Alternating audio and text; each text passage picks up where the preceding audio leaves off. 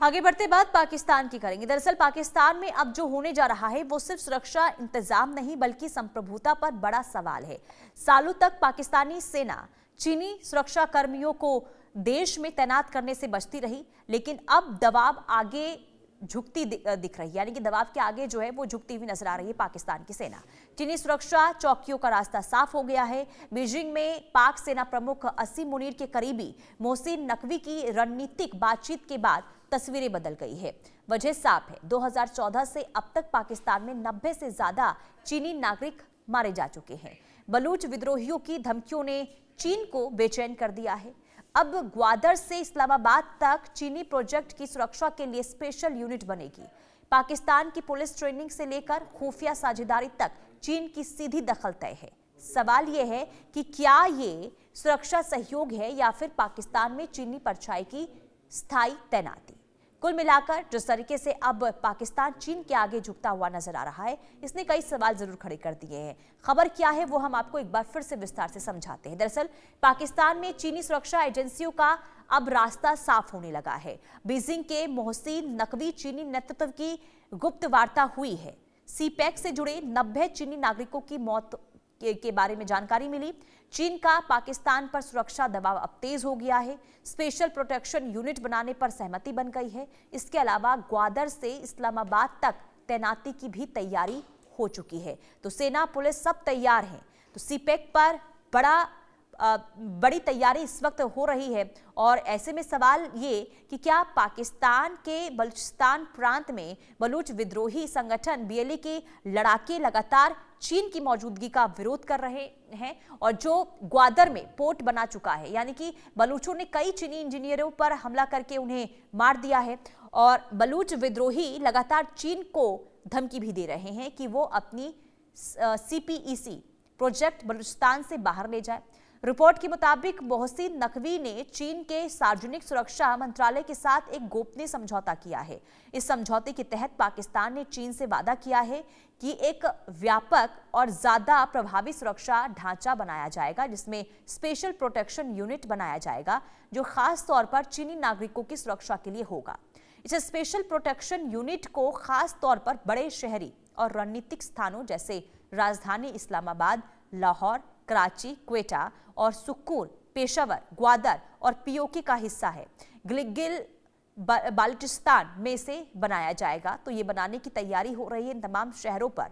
तो खबर आप समझिए कि किस तरीके से चीन का जो प्रभाव है वो पाकिस्तान में अब बढ़ता हुआ नजर आ रहा है।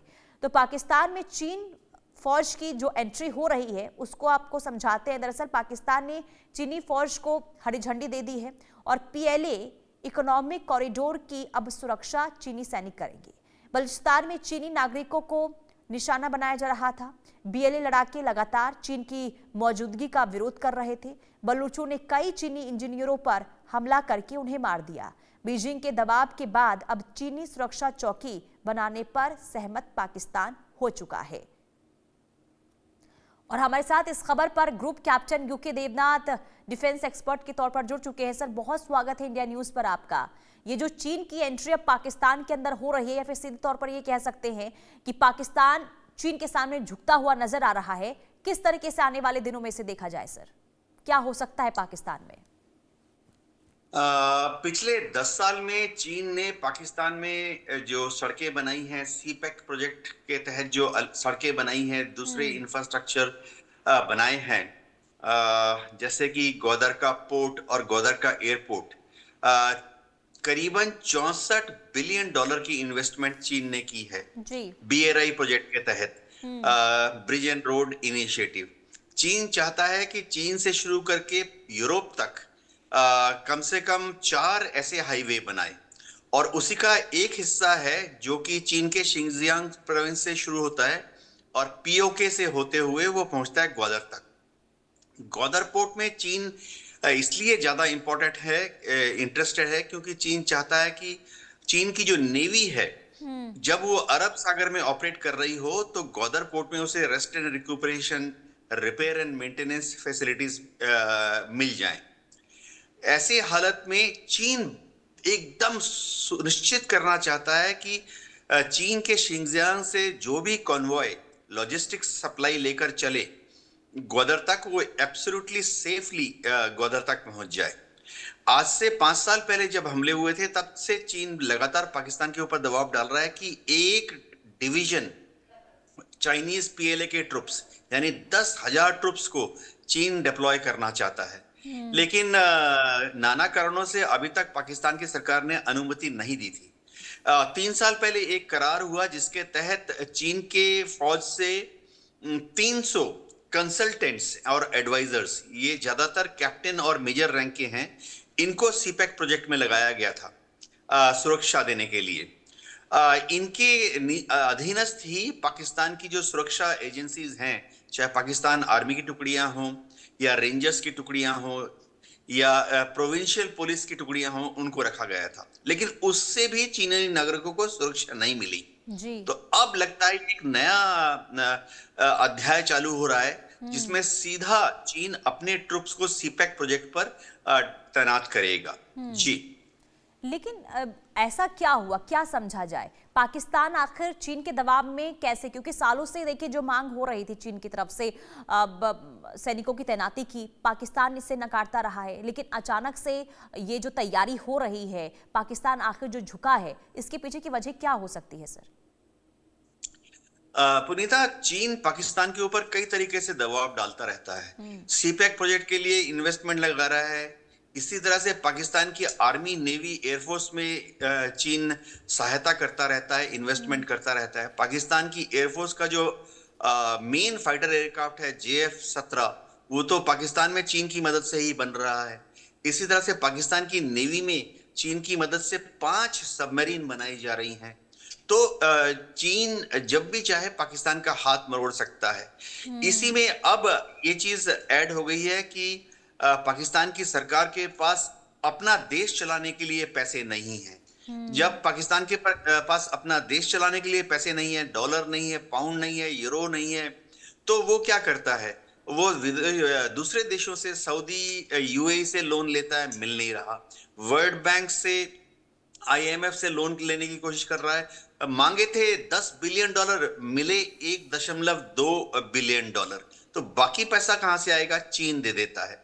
और चीन इसके बदले में पाकिस्तान के ऊपर अलग अलग जगह पर जरूरत के मुताबिक दबाव डालता रहता है। और ऐसे में सर, अगर चीन का ऐसे दबदबा बढ़ा पाकिस्तान में, तो आने वाले दिनों में क्या हो सकता है? पाकिस्तान पर क्या असर इसका आप देख रहे हैं? यानी कि देखिए, अब धीरे धीरे जिस तरीके से जो स्थिति बनी हुई है, खास करके जो आर्थिक हालात बने हुए हैं पाकिस्तान में, चीन का साथ लेना, ऐसे में क्या आगे हो सकता है पाकिस्तान के अंदर, अगर पूरी तरीके से कंट्रोल चीन का हो गया पाकिस्तान पे? तो हाँ, पाकिस्तान की इस वक्त आर्थिक दशा बहुत दयनीय है। उनका रेवेन्यू कलेक्शन नहीं है, बजट में टैक्स कलेक्शन हो नहीं रहा। पाकिस्तान में माहौल कुछ ऐसा है कि अमीर लोग टैक्स नहीं दे रहे, गरीब लोग जाहिर बात है टैक्स नहीं दे सकते, तो टैक्स जबरन सिर्फ मध्यम वर्ग से वसूला जा रहा है। ऐसी हालत में जितना पैसा आता है, ज्यादातर हिस्सा पाकिस्तान की आर्मी की तरफ खर्चा कर देते हैं, यह कह के कि अरे हिंदुस्तान हमला करने वाला है। जो थोड़े बहुत पैसे बचते हैं वो छुपा छुपा कर दहशतगर्दों को अलग अलग NGOs के नाम पर दे दिया जाता है, चाहे वो LET हो या जैश ए मोहम्मद हो। अब ऐसे में अगर पैसे चाहिए तो कहां से लाएंगे? या तो अमेरिका देगा मदद या चीन देगा। अब एक चीज ये हो रही कि पाकिस्तान को अमेरिका भी रिझाने की कोशिश कर रहा है। अमेरिका को लगता है कि भविष्य आने वाले दशकों में अगर पाकिस्तान पूरी तरह से चीन की गोद में चला गया, तो फिर अमेरिका को अफगानिस्तान के खिलाफ ऑपरेशंस कहां से करने का रास्ता मिलेगा? या पाकिस्तान के द्वारा अमेरिका जो ईरान पर पीठ पीछे दबाव डालना चाहता है, वो कैसे करेगा? तो इस वक्त पाकिस्तान को दो मुल्क हैं जो गोद लेने की कोशिश कर रहे हैं, एक तरफ अमेरिका, एक तरफ चीन। लग रहा है दोनों ही देशों ने अपने पर्स खोल दिए हैं। चीन भी पाकिस्तान में ज्यादा से ज्यादा निवेश करना चाहता है, लेकिन अभी जो फौज भेज रहा है, ये चीन अपने निवेश को सुरक्षित रखने के लिए कर रहा है।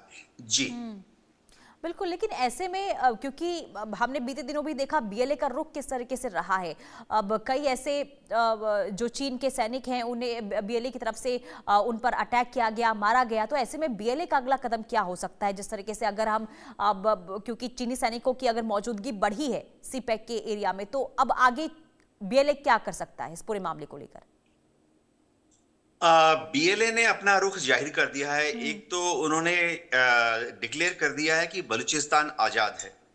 कम से कम थ्योरेटिकली अगर देखा जाए तो इससे वहां के जो ट्राइबल्स हैं, जो जिरगा के चीफ हैं, वह अब महसूस करने लगे हैं कि उन्हें रावलपिंडी और इस्लामाबाद की बात नहीं सुननी है। जी। अब बीएलए जो है वो बलूचिस्तान में बॉर्डर कंट्रोल की भी बीच बीच में कोशिश करती रहती है कि सिंध से अगर कोई बलूचिस्तान जा रहा है, खासतौर से अगर पाकिस्तान के पंजाब से कोई अगर बलूचिस्तान जा रहा है तो वो तभी जाएगा जब बीएलए के जो चेक पोस्ट हैं, बीएलए और बीएलएफ ने वहां पर अपने लड़ाकों को तैनात किया हुआ है। जी। तो चाहे वो बस से जा रहे हों या ट्रेन से जा रहे हों, जैसे पिछले साल जाफर एक्सप्रेस का हाईजैक हो गया था, तो बीएलए रास्तों को कंट्रोल करने लगी है। एक और चीज बीएलए क्या करती है कि बलूच लिबरेशन आर्मी के जो हैं उनका काफी बड़ा प्रेजेंस ईरान के सिस्तान प्रांत में भी है, अक्रॉस द बॉर्डर। तो वो क्या कर रहे हैं कि अपने जो रिश्तेदार हैं, अपने भाई हैं या अपने मित्र हैं बलूच लड़ाके जो कि ईरान में है, सिस्तान में है, उनको भी बीच बीच में इनवाइट करते रहते हैं कि आओ और हमारी मदद करो। ग्वादर पोर्ट के आसपास या ग्वादर का एयरपोर्ट जो है उसके आसपास का एरिया बीएलए ने अपना दबदबा रखा हुआ है। अभी अमेरिका बोल रहा है कि पासनी पोर्ट में वो अपना इन्वेस्टमेंट करेगा, वो भी ग्वादर पास में ही है। लेकिन बीएलए के लड़कों ने ऑलरेडी बोल दिया है कि पासनी में जो भी आएगा वो बीएलए से पहले परमिशन लेगा। हो ये रहा है कि अमेरिका पासनी पोर्ट खोलकर बलूचिस्तान में जो रेयर अर्थ मिनरल्स हैं और जमीन के नीचे जो कच्चा तेल और गैस है उनको एक्सप्लॉइट करना चाहता है। और बीएलए ने ऑलरेडी हिंट दिया है कि ये तभी होगा जब पहले बीएलए से इजाजत ली जाएगी। जी ठीक है सर, आप बने रहिए, अगली खबर पर भी मैं आपसे जानकारी लूंगी। कुल मिलाकर देखिए जिस तरीके से हालात ही पाकिस्तान के अंदर बने हुए हैं और अब चीन